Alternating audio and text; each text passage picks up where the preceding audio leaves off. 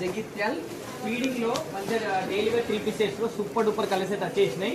So ఇవే కాకుండా ఇంకా చాలా కలర్స్ ఉన్నాయి, అవి కూడా చూపెడతాం. సో ఇది అయితే చూడండి. సో ప్రతి దాని కూడా దుపట్టా ఈ విధంగా మంచి మల్టీ కలర్ దుపట్టా ఉంటుంది. సో డిజైన్స్ అయితే చాలా బ్యూటిఫుల్ గా ఉన్నాయి.